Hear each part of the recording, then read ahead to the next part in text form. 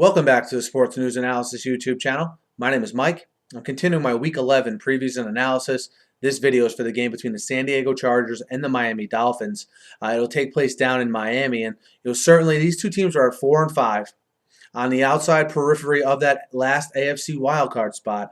But I think these two teams are coming into this game and going in two totally different directions. And what I mean by that is I look at a really cohesive team in a San Diego that's dropped two tough games here the last 2 weeks, at Washington and last week to Denver by a score of 28-20. But I look at them as a team headed in the right direction.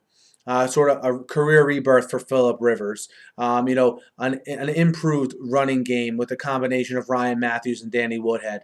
A defense that at times this year has played well, and if they didn't let up some big plays against Denver, might have played the best against them of any team in the NFL this year. You look at the Dolphins, though, they have all this side stuff going on with the Incognito Martin situation, which, by the way, takes away the left side of their offensive line, which I don't think people talk about enough. They rushed for 2 yards against Tampa Bay on Monday Night Football. Okay, they have a quarterback who's probably scared for his life back there with as many times as he's been pressured this year.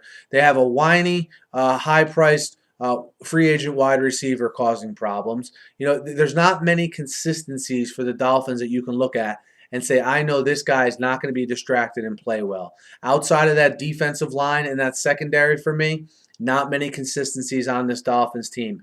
Can that secondary and defensive line do enough to keep Phillip Rivers and company out of the end zone?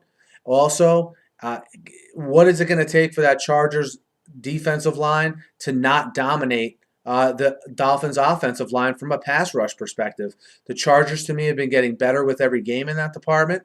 If you take out the Washington game, the last cluster of games, they've actually played pretty well up front on the defensive line. I think they get to Tannehill in this one. I think this NFL investigation that's going to be sort of circling here at the complex in Davie for the Dolphins is going to take its toll in a big way, as a matter of fact. And look, if there was any question to whether this investigation is having an effect on the Dolphins, just look at the game on Monday night. They came out lackluster. They were down 15-0 before you could even sit down. Yeah, they came back, but they came back against a team that's 0-8, and you know what? They still lost and rushed for 2 yards. So I'm not worried about San Diego coming east. They did it before their bye and dominated Jacksonville.